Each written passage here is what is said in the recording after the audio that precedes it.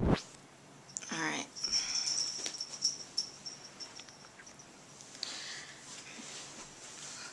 Hi, my name is Love, and this is my story.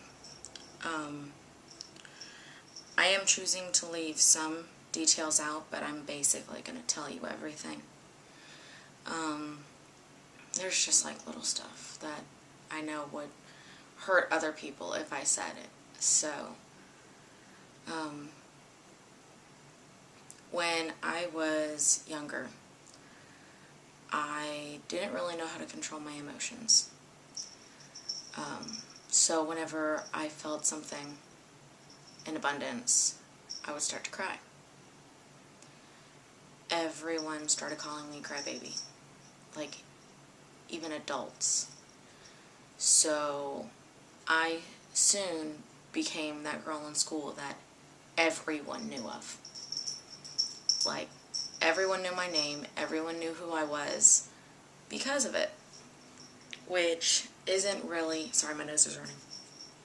Which isn't really what you want.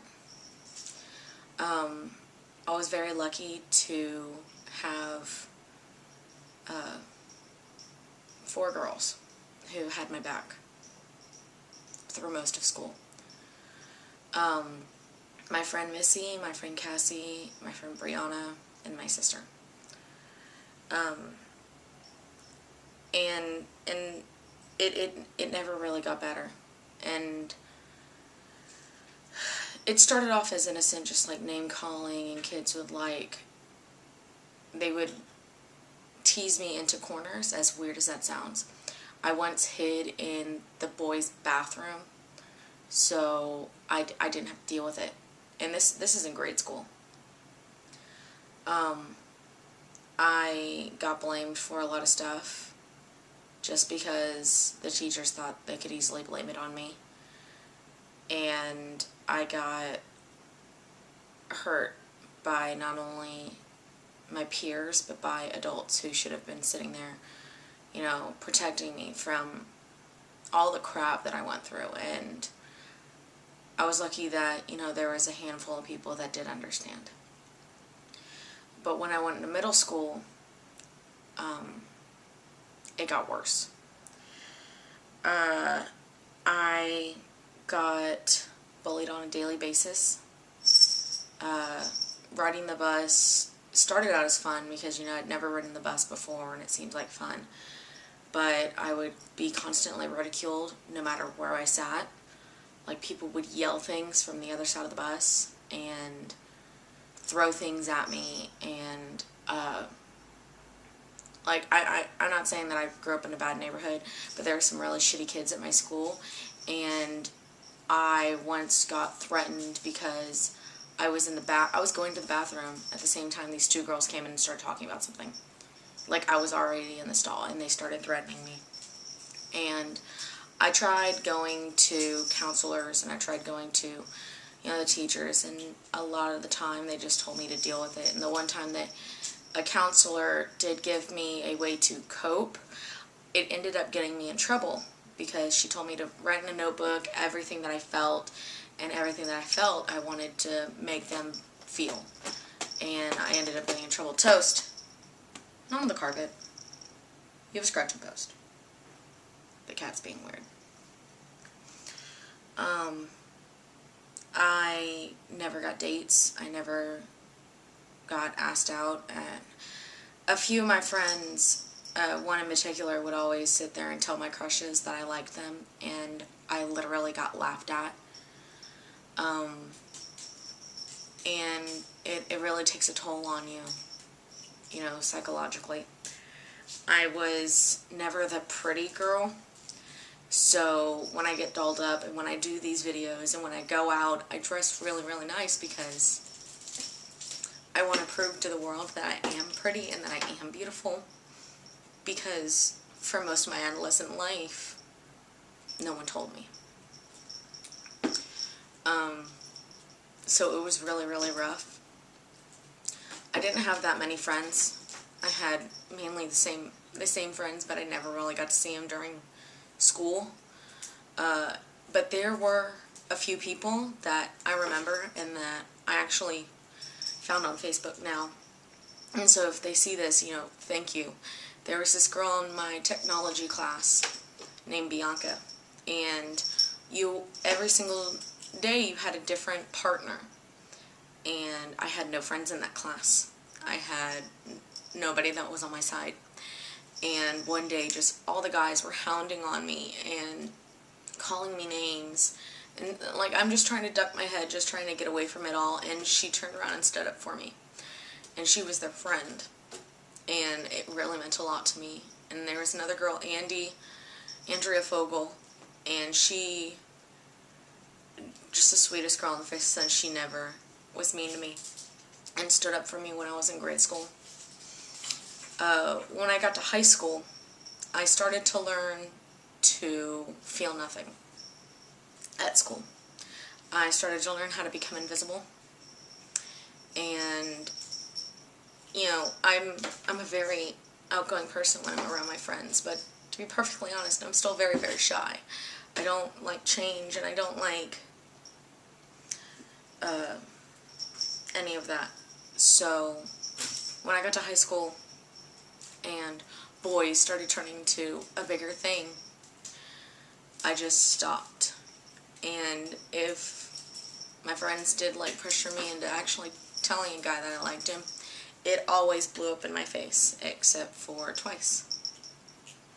And once was with my high school boyfriend. I was with him for almost 4 years. And, you know, it sounds really sappy, but if it wasn't for those good experiences, I don't think I would have made it through high school. I hated it every single day. It was just getting worse. I would get shoved into lockers. I would get shoved to the ground. I would get kicked. I actually got held down once in lunch by these 3 people. This one guy went up to me and gave me a hug, but held down my arms while someone else put 6 mayonnaise packets in my hair. And I had first lunch. So my lunch was at 11 in the morning. So I spent the rest of the day with wet hair. And it was always the same thing. Every time if someone would see, they'd tell me just to deal with it. And I always thought that was bullshit, because they always say, you know, no one should get bullied, it's not nice, it's not nice. And so finally I turned into a smart-ass bitch. And I was the girl who'd sit in classes trying to learn, and then whenever the jockey kids would just piss the teacher off to the point where they're yelling, I would turn around and cuss them out. And I'm actually shocked I didn't get in trouble for it a lot. Like, they would turn around and they'd be like, don't cuss. But it just kind of pissed me off. And there was a lot of times that I did not see the light at the end of the tunnel. And a lot of days that I didn't know if I could keep going. I loved acting, and I wanted to pursue acting in school, but the entire theater department blackballed me because they didn't believe, they believed a pig over me. And come to find out, 5 years later, I was right, and he's a bad guy. But to know that I had spent all that time, that I could have been getting letter jackets, and I could have been doing all that fun stuff, and everyone turned their back on me. And I even had the teachers denying me roles. And like, there was like one teacher that was nice enough to like give me a lead in the children's play, but I was a grade ahead of everyone else. There was a lot of bad stuff that I went through in school. And then outside of school, it wasn't much better because of the way I thought of myself. I didn't like attention. Whenever me and my sister would walk down the road, you'd always get people honking, and I always thought they were honking at me because, you know, they thought I was big. And, you know, looking back at my pictures, I still don't see myself as fat. I see myself as a little chunky, but I'm not fat. And to have people tell me that, and have people tell me that I'm not attractive, hurts. And so I'm really lucky that I'm still friends with the people that I was friends with in grade school. And, I was lucky that I have a best friend who I can sit there and I can look at him and say, do I look good? And he goes, shut the fuck up, you look fine. And I believe him. And that I have those 5 people that never once, behind my back or not, made fun of me. And I was the most unpopular girl. And my sister, we've been through a lot. And in middle school, she became the most popular girl. And she didn't want to talk to me. And she didn't want to be recognized as my sister. And it hurt because I was her older sister. I was supposed to be the one she could model herself after and be proud of. I've never been the sister she could be proud of. And I would constantly get beat up, and she would have to beat kids up for me. And it wasn't until recently that I got my sister back, and now we're inseparable. And to know that, she still had my back even when we weren't talking really means a lot. But I want y'all to know this, because I want y'all to know that you're not alone, that this isn't a new epidemic, that this has happened for decades, and kids have been killing themselves over this for decades, and just no one wants to see it. And I'm not going to sit back and have the same thing happen to the kids in my life. Because God knows if anything happened to my nephews or my friends' brothers, I'm pretty sure I might hurt someone. And there are ways that you can deal with it. I got into music, and I'm so glad I did, because it seriously was a remedy for me. I started playing guitar and I started singing, and it's what I love to do now. And I had my friends, even when I only had one that I could really turn to, I still had that one.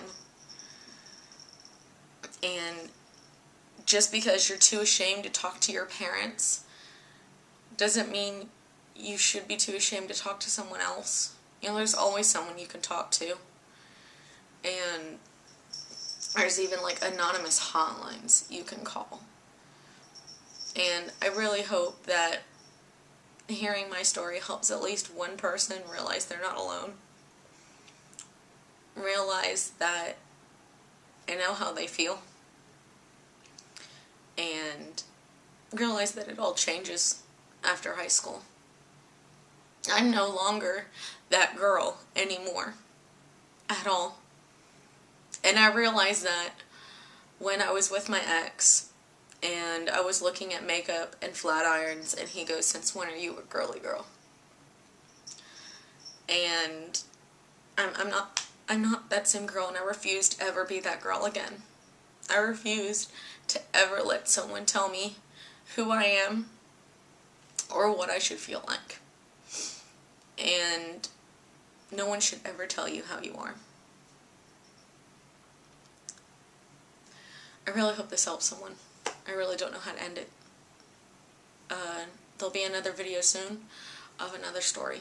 So subscribe, pass it on, and I hope this helps.